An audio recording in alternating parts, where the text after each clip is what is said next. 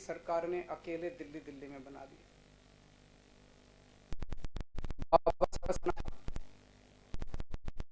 बाबा साहब ने शिक्षा पे बहुत जोर दिया था। बाबा साहब का सपना था कि हर बच्चे को, चाहे वो गरीब का बच्चा हो चाहे वो दलित का बच्चा हो, हर बच्चे को अच्छी से अच्छी शिक्षा मिलनी चाहिए।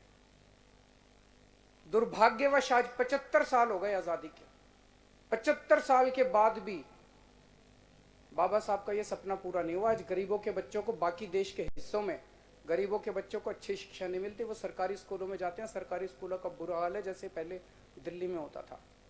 मुझे खुशी है कि बाबा साहब का सपना कम से कम आजादी के 75 साल बाद कम से कम दिल्ली में पूरा होना चालू हो गया।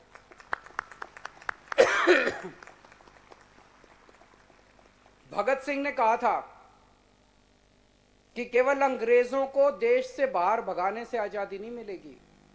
आजादी तब मिलेगी जब इस देश के गरीब बच्चे को और अमीर बच्चे को एक जैसी शिक्षा मिलनी चालू होगी। आज मुझे खुशी है कि भगत सिंह का सपना दिल्ली में पूरा हो रहा है। दिल्ली के सरकारी स्कूलों में अब एक अफसर का बच्चा, जज का बच्चा, रिक्शे वाले का बच्चा और मजदूर का बच्चा एक ही डेस्क पे बैठ के एक साथ एक जैसी पढ़ाई करते हैं।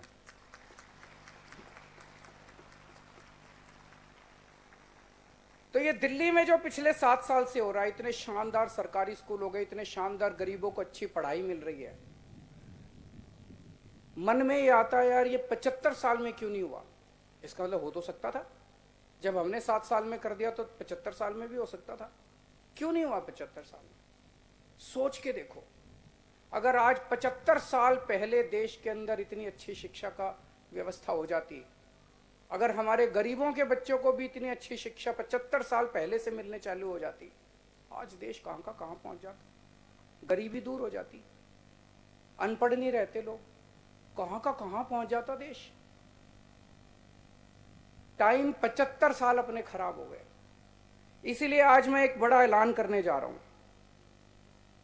आज मैं एक ऑफर कर रहा हूं।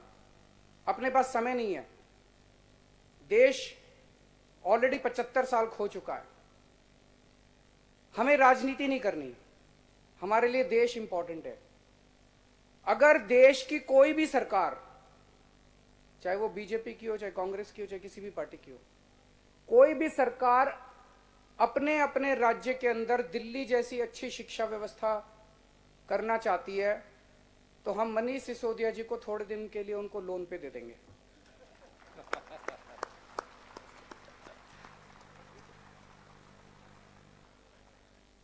दिल्ली में अस्पताल भी बड़े अच्छे हो गए, मोहल्ला क्लिनिक भी बड़े अच्छे हो गए। तो अगर देश की कोई भी सरकार, चाहे बीजेपी की हो, कांग्रेस की हो, किसी भी पार्टी की हो, अपने राज्य में अस्पताल अच्छे करना चाहती है, मोहल्ला क्लिनिक अच्छे करना चाहती है, तो हम थोड़े दिन के लिए सत्येंद्र जैन को उनको लोन पे दे देंगे। हमारा मकसद ये नहीं है कि हम हर जगह चुनाव लड़ के जीते हैं, चुनाव लड़। हम यहाँ पे कोई नेपोलियन नहीं है कि घोड़ा लेके चला था और एक के बाद एक। हमारा मकसद देश है, देश आगे बढ़ना चाहिए। अगर दूसरी पार्टियों की सरकारें अपने अपने राज्य में शिक्षा व्यवस्था, स्वास्थ्य व्यवस्था ठीक करना चाहती हैं, हम उनकी मदद करेंगे। हम चाहते हैं कि सारा देश आगे बढ़े। अगर वो लोग भी अच्छा काम करके उनको वोट मिले, अपने को क्या है, देश आगे बढ़ना चाहिए। हमारे सामने देश, हम तो चाहते हैं देश से भ्रष्टाचार खत्म होना चाहिए, देश में अच्छी शिक्षा सबको मिलनी चाहिए, अच्छे अस्पताल बनने चाहिए, अच्छे स्कूल बनने चाहिए, ये हमारा मकसद है। तो आज ये हम ऐलान कर रहे हैं, कोई भी हमसे मदद मांगेगा, हम उनको मदद करने के लिए तैयार हैं।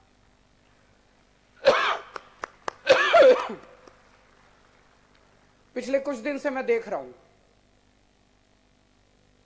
ये कई देश के बड़े बड़े नेता मिलके, आप लोगों ने भी टीवी में देखा होगा, सारे मिलके कह रहे हैं केजरीवाल आतंकवादी है, केजरीवाल। मेरे को थोड़ा सा हंसी भी आई। मैं उन सबको आज कहना चाहता हूं कि जिसको आप लोग आतंकवादी बोल रहे हो, आज वो आतंकवादी देश को 12,430 कमरे स्कूलों के समर्पित करता है।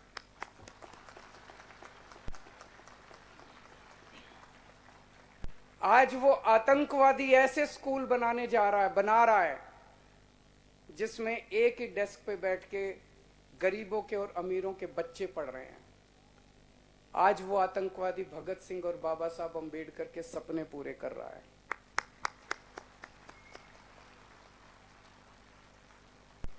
नेताओं को सबसे बड़ा डर और किसी चीज से नहीं लगता, स्कूलों से लगता है। क्यों लगता है? अगर शानदार स्कूल बन गए, अच्छे स्कूल बन गए, तो नेताओं को जात पात और धर्म के नाम पे वोट मिलने बंद हो जाएंगे। हमारे इन स्कूलों के अंदर हमारे ऐसे बच्चे, देशभक्त, कट्टर देशभक्त बच्चे अब तैयार होंगे।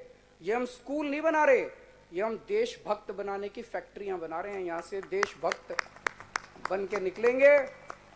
और जब ये आज सोच के देखो, 5 से 10 साल के बाद जब ये बच्चे बाहर निकलेंगे, ये बच्चे किस आधार पे वोट देंगे? ये धर्म और जात के आधार पे वोट नहीं देंगे, ये देश के विकास के नाम पे वोट दिया करेंगे। इसीलिए कोई नेता स्कूल नहीं बनाना चाहता। ये लोग कहते हैं केजरीवाल सब कुछ फ्री करता जा रहा, फ्री करता जा रहा, फ्री करता जा रहा।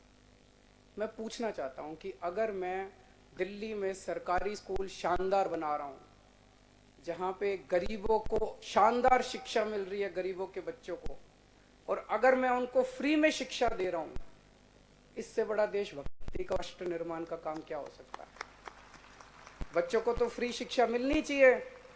गरीबों को अगर मैं अच्छे अस्पतालों में इलाज दे रहा हूं, शानदार सरकारी अस्पताल बना रहे हैं, तो इससे अच्छा पुण्य का काम क्या हो सकता है? अगर गरीबों को दवाइयां, टेस्ट, इलाज फ्री में मिल रहा है।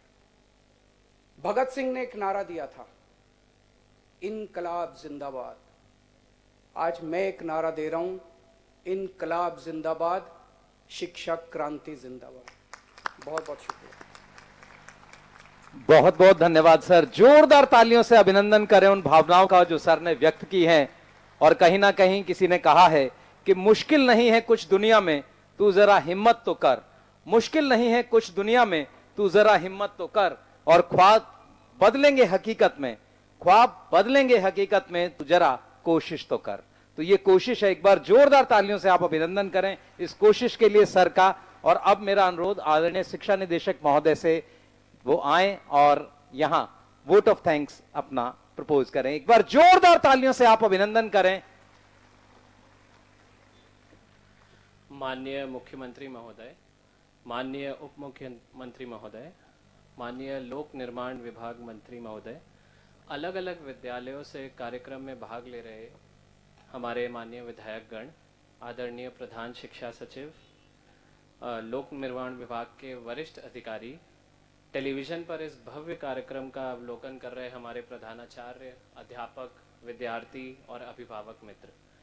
240 विद्यालयों में एक साथ 12,430 क्लासरूम का निर्माण और उन सब का एक ही दिन लोकार्पण निश्चित ही 19 फरवरी 2022 का दिन दिल्ली के शैक्षणिक इतिहास में एक मील का पत्थर है। इन 12,430 इक्विवेलेंट क्लासरूम्स में स्मार्ट क्लासरूम्स हैं, डिजाइनर फर्नीचर है, मॉडर्न लैब्स हैं, लाइब्रेरीज हैं, एमपी हॉल्स हैं, स्विमिंग पूल्स हैं, मिनी स्टेडियम्स हैं और वर्ल्ड क्लास स्पोर्ट्स कॉम्प्लेक्सेस भी शामिल हैं। ये हमारे लिए बहुत ही गर्व की बात है कि हमारे इन सरकारी विद्यालयों में जो फैसिलिटीज और इंफ्रास्ट्रक्चर आज मौजूद है वो कई बड़े प्राइवेट स्कूल से भी बेहतर है। इस अमूल्य उपहार के लिए मैं अपने पूरे विभाग की ओर से मुख्यमंत्री जी